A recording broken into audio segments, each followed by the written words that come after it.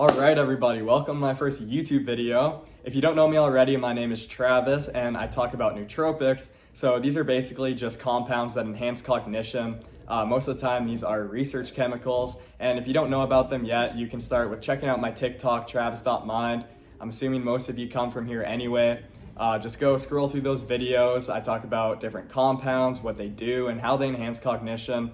But basically, I posted on my TikTok and Snapchat story asking for your guys' questions. So we're gonna be answering those today. We're fueled off a little nicotine right now. If you want to know how that can be a nootropic if used responsibly, then you can check out my TikTok on that.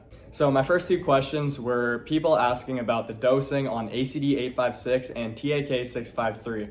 With ACD-856, I usually recommend anywhere from 5 to 20 milligrams daily. It has to be taken daily as most of the effects are accumulative, so they build up over time.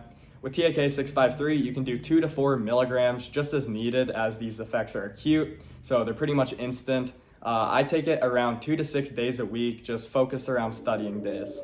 My bad if you can hear the fucking wind in the background. It's pretty much been storming here every single day. But anyway, the next question is someone asking if there's any merit to taking donepezil. So I'm not a fan of donepezil. It works by preventing the breakdown of acetylcholine, which is obviously a neurotransmitter responsible for memory and learning, but the problem is it needs to be balanced, right? When we throw acetylcholine off its balance by raising it so high with something like donepezil, it's gonna throw all our other neurotransmitters off balance as everything's connected. There's also some pretty nasty physical side effects. I wrote the main ones here, so diarrhea, nausea, vomiting, muscle cramps, loss of appetite, insomnia, stomach bleeding, liver damage, and the list really goes on, so that's why I don't recommend donepezil. If you want to raise acetylcholine in a more natural way, you can go with something like piracetam, maybe even nicotine, and CDP choline or alpha GPC. All right, so this guy right here has social anxiety disorder and generalized anxiety disorder. He's on GB115 and is thinking about adding in Selenk, and he wants to know my opinions on this. So GB115 is a great start. It blocks CCK1, which is the receptor responsible for chronic anxiety.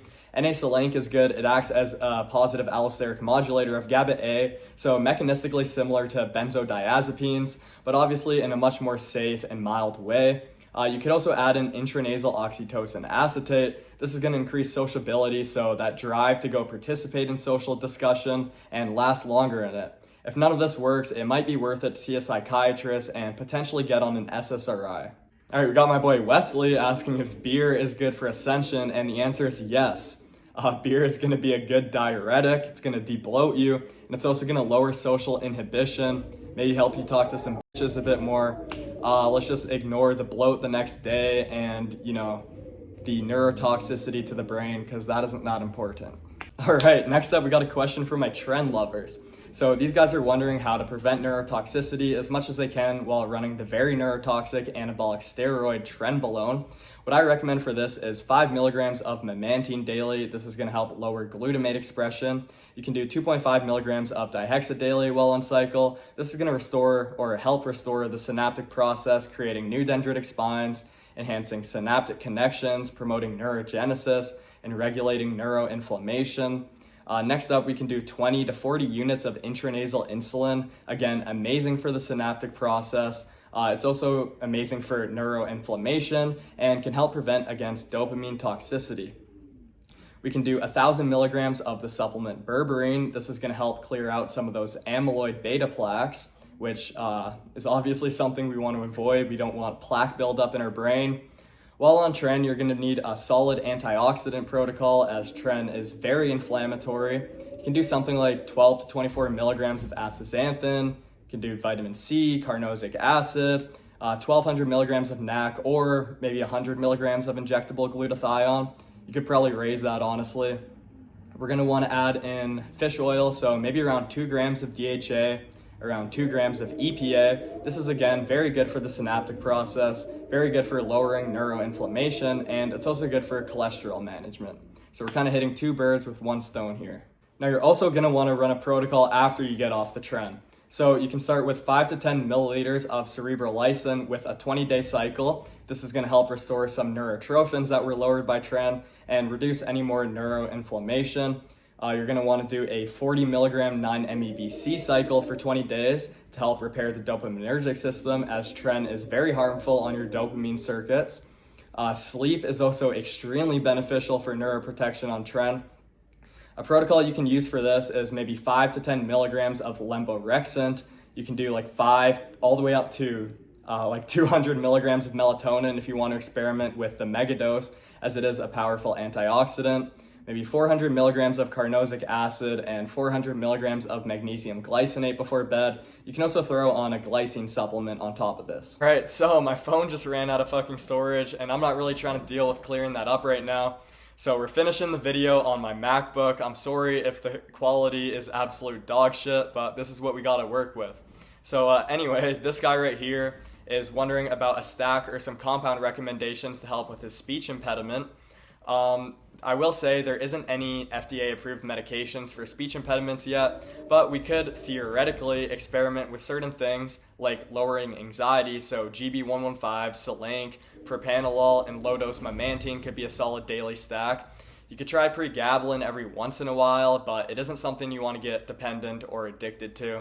Another cool option is atomoxetine. This is an ADHD stimulant alternative. It's a selective norepinephrine reuptake inhibitor and works by increasing norepinephrine levels in the brain. This, in combination with speech therapy, is actually shown to reduce stuttering in children. We also have aniracetam and nicotine to potentially experiment with, as anecdotally these are my favorite tools for increasing verbal fluency. But with speech impediments, the main thing is going to be speech therapy. These compounds are just a potential addition. So this guy right here is wondering about some nootropics that can make him more social. Some days he's outgoing, some days he really doesn't have that motivation. And what I would recommend for someone who maybe isn't too nervous, they just don't have that motivation, would be to start with intranasal oxytocin acetate. It's called the bonding hormone for a reason. As I talked about earlier, it's going to increase that drive to go participate and last longer in a social setting. Intranasal or just bromontane in general would be a good option for this, as bromontane provides those calming anxiolytic effects, and it also raises dopamine at the same time, making social settings more enjoyable.